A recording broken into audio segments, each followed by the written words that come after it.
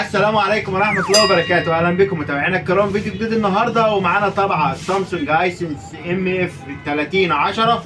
فيها مشكلة إن الطبعة بتيجي عند جزء معين وما بتقدرش تسحب الورقة أكتر من كده. هنشوف العطل معانا على الطبيعة إيه، وإن شاء الله في الفيديو ده هنعرف حل العطل ده إيه. العطل سهل جدا وحله أسهل مما تتخيل. تابعني وما تروحش في حته تانية، بس ما تنساش تعمل القناه باللايك والاشتراك، واستناني بقى بعد الانترو وندخل على المشكله بعد الانترو ونشوف حاجة.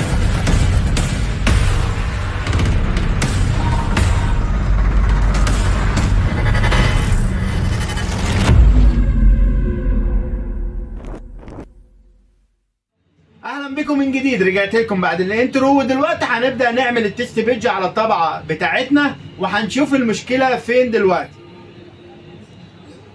زي ما انتم شايفين حضراتكم الطبعه معانا تمام اهيت، ما فيهاش اي مشاكل خالص، ومديانا ان احنا هنبدا نطبع اول ورقه معانا. وبمجرد ان انا ما هضغط على زرار التصوير هنا هتبدا ان الورقه تتسحب معايا. سحبت معايا الورقه، وزي ما انتم شايفين حضراتكم ادتني علامه حشو، والورقه وقفت هنا والورقه وقفت هنا اهي. يعني نشوف الورقه اهي، الورقه محشوره هنا في المكان ده هو. طيب دلوقتي تعالى بقى نشوف ايه الموضوع معانا فين، او الحشر وصل معانا لحد فين. اول حاجه هنشيل الحباره بتاعتنا ونبص تحت الحباره نلاقي الحشر موجود هنا اهو. الحشر موجود هنا. طيب ده عيب بكرة سحب؟ لا مش عيب بكرة سحب، لان الموضوع عدى بكرة السحب بمرحلة كبيرة. يعني عدت بكرة السحب وعدت بكرة السحب المساعد، وخلاص ده دخل على المنطقة بتاعة الدرام بتاع الحبارة. وصلنا لمنطقة درام الحبارة، واخد بالك؟ منطقة درام الحبارة معنى كده ايه؟ يعني العيب ممكن يكون في الحبارة ذات نفسها. وارد جدا ان العيب يكون في الحبارة نفسها. فاول حاجة انا بعملها بجرب بان انا اجيب حبارة جديدة واجرب بيها. لو سحبت الورقة يبقى العيب في الدرام ذات نفسه، والدرام كده الحبارة بدأت تتهالك وهتعوز ان هي تتغير. طيب جبت حبارة جديدة وجربت وما طلعتش العيب فيها. طب قبل ما تصرف او قبل ما تكلف نفسك وتجيب حبارة، عايزك تبص على حاجة مهمة جدا جدا جدا. ايه هي الحاجة ديت؟ أول حاجة هتكون معاك في الطبعات ال10 18 10 10 10 20، أي طبعات صغيرة أو أي طبعات هيكون فيها الدراع اللي أنا هوريهولك دلوقتي حالا. بص بقى باختصار كده ونهاية الموضوع ديت. شايفين الجزء ده؟ شايفين الجزء ده مفروض يبقى بيطلع وينزل مع الباب ده، بيبقى محطوط هنا في الباب كده، والمفروض إن هو بيطلع وينزل مع الباب. تمام؟ اللي هو العميل اللي جاب لي الطبعه ديت من كتر فتحانه وقفلانه في الباب، العمود ده طلع من مكانه ونزل بس مع الشاشي في مكان الترس هنا.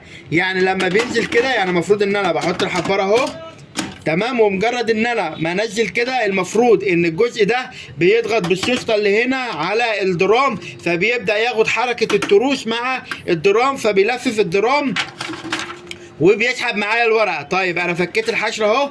تعالوا بعد ما نزلنا ده تعالوا نجرب كده ونشوف هتعمل معانا ايه اهو. اول حاجه علامه الحشر هتروح اهي.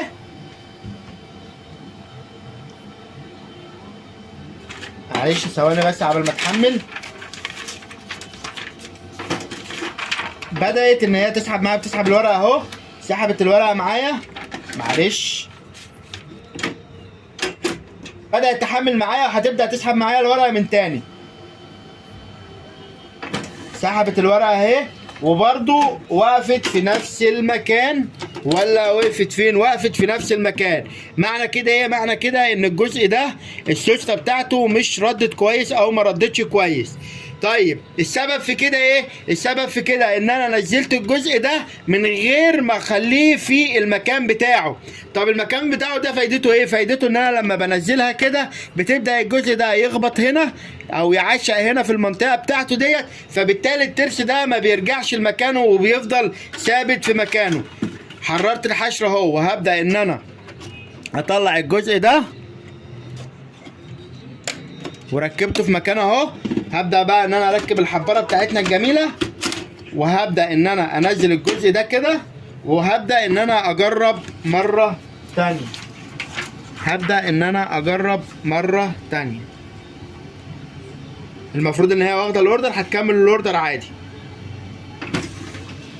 كملت الاوردر عادي، وزي ما انتم شايفين حضراتكم الورقه طلعت معانا. الحل كان بسيط جدا، مش مستدعي حضرتك ان انت تروح لفني الصيانه او مهندس صيانه علشان تعمله. الموضوع بسيط جدا.